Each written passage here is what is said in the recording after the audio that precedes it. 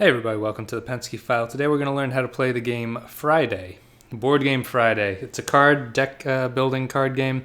Basically, it's a solo player game. There's only one player involved, and you play as Robinson Crusoe's man Friday, trying to get Robinson off this island to survive through his aging process and through the rest of his life.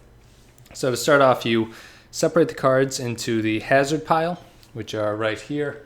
It's these double-sided hazard cards. One side has a fighting ability, and the other side has the hazard that you deal with. Separate those out. You bring the aging cards, which are these blue background fighting cards, and you sort them. You put all the white face markers on the bottom. You shuffle them, and then you shuffle the brown face and put them on top of the white stack. Put them like that. And then finally you've got these cards, which are your fighting cards.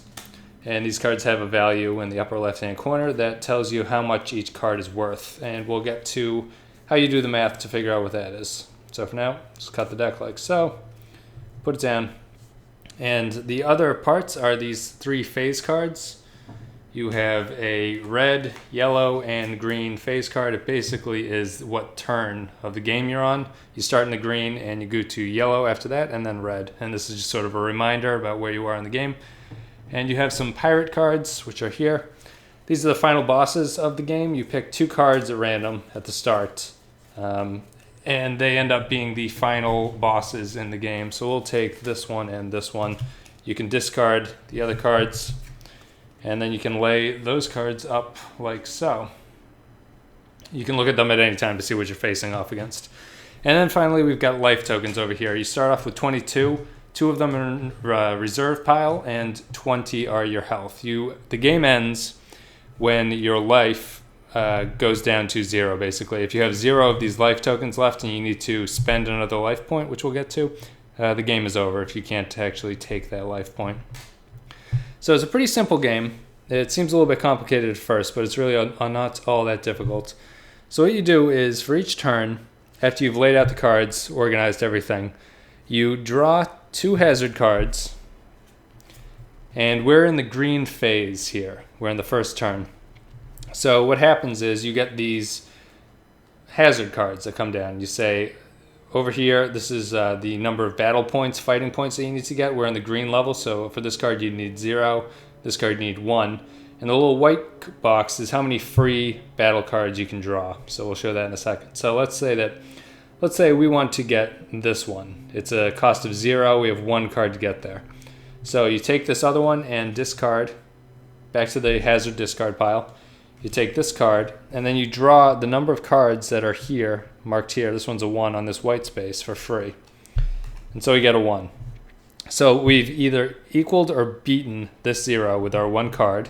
We have a 1. So we've won this battle. So what happens is, if you win, you take this, and they go into your deck discard pile.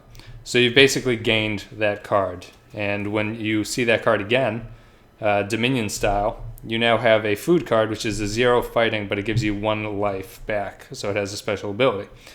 So that's basically the point of the game, is to play through these hazards and gain cards that you'd like to build up your deck for the next time around. The problem is, which we might see now on the second turn, so we'll draw 2 hazard cards. So you've got this card, which is a raft card, same as what we basically just saw. And you have a cannibals card. So let's say you play the cannibals card. This other card goes into your discard. So you have 5 cards to get to 5. So let's see if we can do that. So we've got a 2, a 0, a 0, a 1, so we're at 3, and a 0. So we are at a total of 3 points, and we needed 5 because we're still on the green level to get this card, so we can't do it. So we have 2 options here. We can either give away a life token, and for each life token we give away, we could draw 1 more card. So let's say we gave away this, and we drew this, and we got a 0.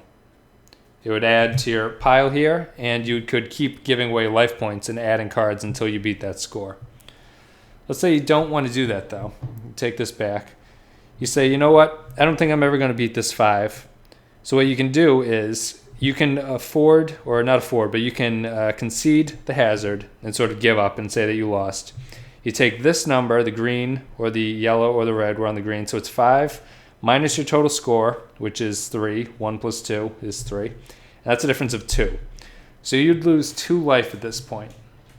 So if with those 2 life that you give up, you can give up 1, or you can give up 1 each, so 2 total, because we give away 2 life.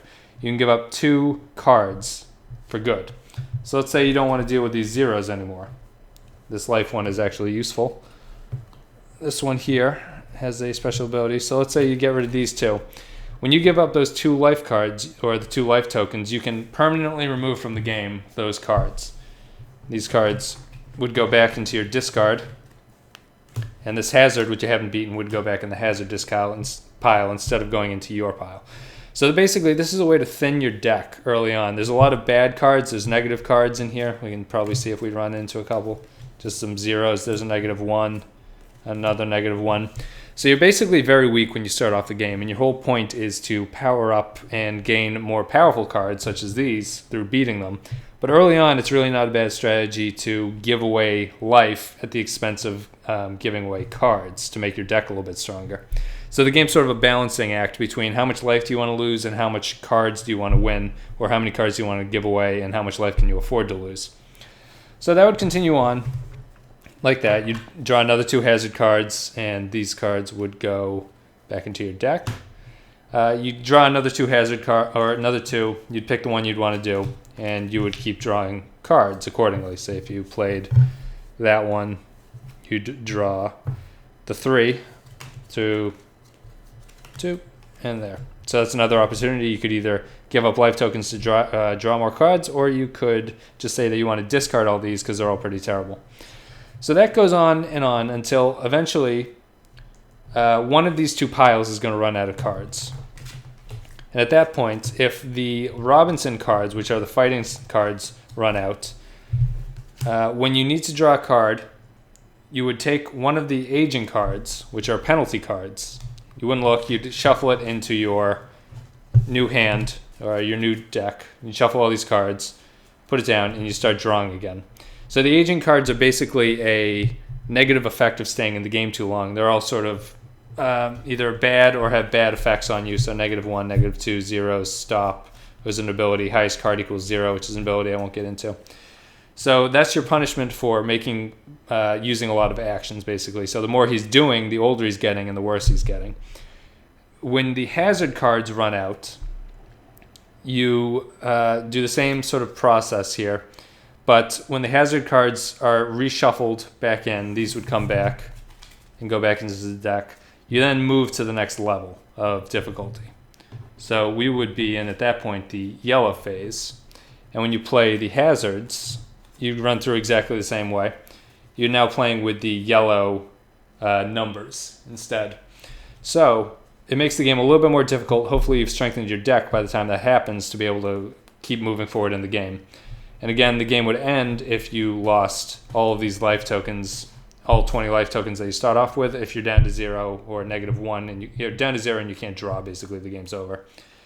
So that's that. And then after that, you'd go yellow and then red. So there's 3 levels, basically. The stack goes through 3 times. And after you beat the red, you bring in the pirates. And the pirates are done exactly the same as the hazards. You pick one that you want to fight first. Some of them have special abilities. And they have the same draw cards, and they have a life meter. So you do the same thing. You'd say this one would go second, and you draw 9 cards, and you have to beat 35 life points for him to win. And you have to beat both pirates, one after the other. You choose which one you want to go first against, and at that point, the game's over. And there's advanced scoring at the end of the game that takes into account everything you've done, all the cards that you have, how many life points, the pirates that you've beaten, etc., etc., and you sort of have a final score after that. So even though you've beaten the game, there are ways to track yourself so you can see if you've done better or worse than previous games.